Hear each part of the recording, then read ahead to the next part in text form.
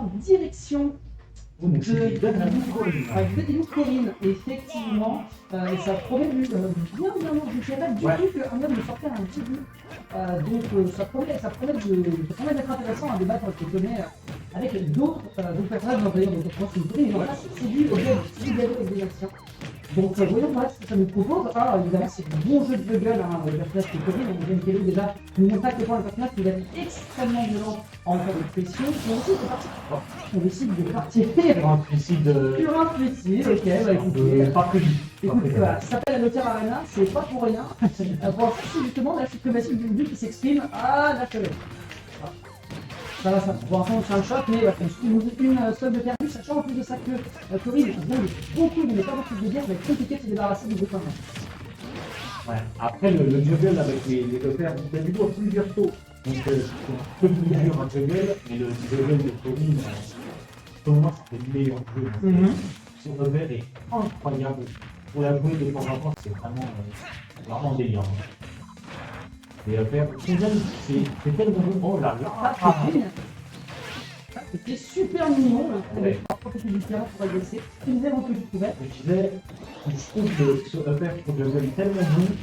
Et je pense que pour apprendre à juggle et à jouer au cours des airs des sauts et des avantages de l'adversaire, C'est selon moi un très bon perso pour apprendre justement parce que en fait t'as juste à. Ouh, aïe aïe aïe. Oh là là. Très très bon geste. Non, non, effectivement, je vais te rejoindre sur ton propos. C'est vrai que voilà, il faut avoir des personnages basiques pour apprendre à se servir de certaines mécaniques du jeu. Ici, on se débarrasse du Saïdé qui a été utilisé derrière, la Needle qui va réussir à toucher mais qui n'arrive pas encore à tuer. Et on profite beaucoup de cette rage de la part du roi des pingouins.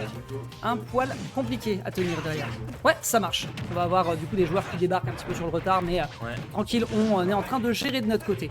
Alors attention ici, peut-être quelque chose à récupérer sur cette dash attack. Malheureusement, c'est perdu. On va rester malheureusement complètement planté sur cette plateforme. Là on veut prendre la top. Une difficile situation. Ouais. Et on la récupère sur un beau backer. Backer d'ailleurs aussi, hein, on parle du jeu de juggle de Corinne, mais on parle également Excellent du backer. backer du personnage, mon cher Excellent Fulgence. Hein. Il se décale quand il le fait, donc c'est un move qui est assez safe. Il fait très mal, il combotte. On a le upper backer, le fair backer. Il combotte avec des fast falls entre les deux. Non, moi personnellement, j'aime beaucoup Corinne.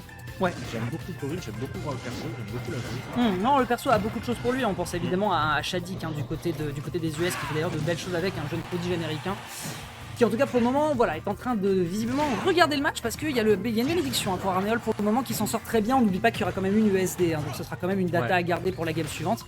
Mais pour l'instant, en tout cas, ce changement de pick de la part du joueur est en train de porter ses fruits. Grande question derrière, est-ce que Gagou peut remonter? Attention à ce shield qui a pris très très cher sur ce forward smash. Ça touche et ça tue, bah ouais.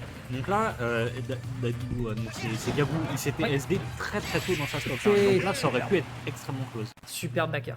Superbe backer en catch, extrêmement bien joué ici, hein. Ça permet de prendre une première game sans grande difficulté. Encore une fois, je tiens à rappeler qu'il y a un SD, donc c'est assez compliqué de se prononcer sur la teneur générale de la game. On a eu une grosse présence sur le terrain, surtout sur un terrain aussi resserré que Smashville, notamment par le fait de posséder le Gordo, hein, qui est un bon outil de pression sur le terrain. Mais par contre, comme tu disais, à partir du moment où on s'amuse à jongler avec le roi de la banquise, il y a de grandes chances que ça glisse en sa défaveur. Allez, on est parti pour cette game numéro 2.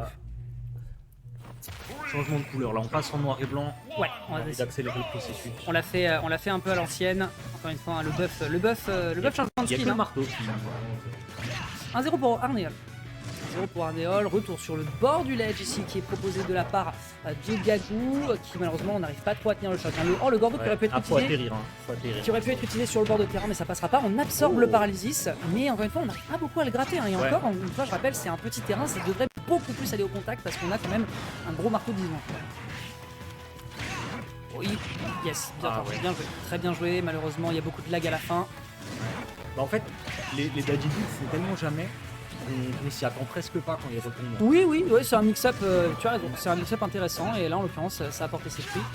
Si ce n'est que voilà, pour le moment on ne voit que Gagou essayer de se dépêtrer de la pression que propose son adversaire. Cette fois pas le backer en catch. Par contre là il y a une grosse pression hein, sur Gabou. Récupéré, go forward smash, il meurt pas, c'est vous dire à quel point le personnage est un gros lourd, gros lourd, un big heavies dans le jeu. On a tenté d'aller peut-être chercher quelque chose de contact, mais malheureusement c'est perdu. On arrive un petit peu à delay pour revenir sur le bord de terrain. Et là ça fait peur, hein. D'être en ledge trap, surtout avec une rage comme ça fait très peur. Ouais, on pense à la dash attack, on pense au down tilt aussi bien sûr. c'est dur, c'est pas évident, c'est vraiment pas évident. En tout cas, il y a une belle gestion du désavantage du côté de Donatien depuis tout à l'heure, si ce n'est qu'on a des bonnes réactions du côté d'Arnéol, les réflexes sont bons, on renvoie, on tente de se débarrasser le plus possible ici du pingouin parce qu'on sait qu'on se met en danger. Et tu parlais de cette paire, terminus, Cette tout le paire, monde oui, défend. qui en plus c'est un kill confirme. Hein qui a gagné la première game, oui, je crois. Ce paire, non, il fait tout. Hein. Il fait la Sato, Matellion, il fait la totale. C'est vraiment super. Après, en plus, c'est un très bon outil de neutral. Parce que MKLeo, contre lui, il a commencé à ressortir un peu Corinne. Ce qu'il faisait beaucoup, c'était d'être à chaque tout le temps retourné face à son adversaire et juste de faire des short upper bien space. Oui. Et en fait, ça va chercher jusque loin derrière soi. Et c'est très difficile à approcher une Corinne qui space bien ses repères. Dans le neutral, c'est vraiment un excellent outil. D'accord, donc c'est vrai qu'on a certains personnages qui arrivent à faire ça. Hein. Je pense également en premier lieu à Sephiroth qui est capable de le faire. Je pense aussi également à certains mix-up avec un excellent Forward Smash ici qui va se débarrasser. J'ai l'impression d'être à la fête foraine, c'est quand tu tapes les trucs qui tombent des trous. Il lui a mis un. Mais là, il casse la machine. Ah oui, tu sais, les marqueurs à 999, là, le truc il est rentré, il a fait des tours sur lui-même. Ça fonctionne bien. Donc oui, on a des aérios comme ça qui sont effectivement très utiles et effectivement là-dessus, Arnéol s'en sert merveilleusement. Ça a permis d'ici de prendre une bonne stock. Par contre, il faut finir son assiette. Hein. Il faut terminer le plat du côté d'Arnéol. Sinon, derrière, on va faire la même chose que tout à l'heure, une gestion de son désavantage et derrière profiter de la rage potentiellement cette fois-ci pour faire mouche.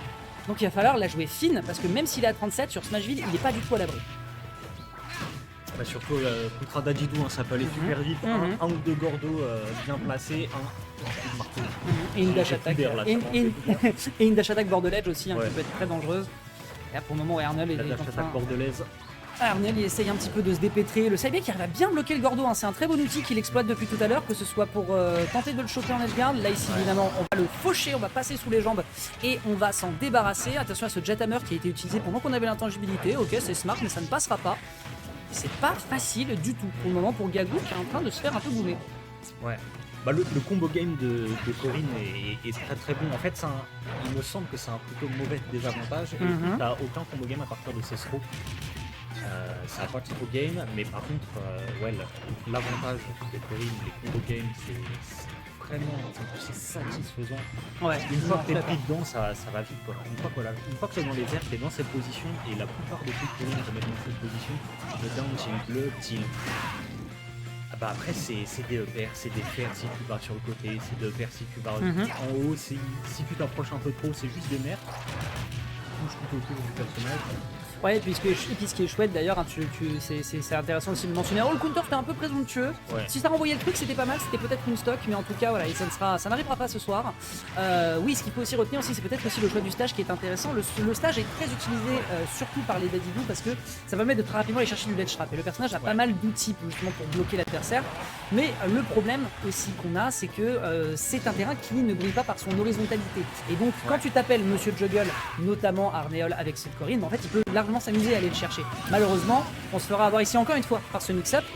Mais en tout cas, ça lui permet justement de bien gratter l'adversaire là où l'autre pourrait peut-être plus utiliser un terrain plus large, justement non seulement pour survivre, mais aussi pour pouvoir trouver des parades et des offensives. Ouais.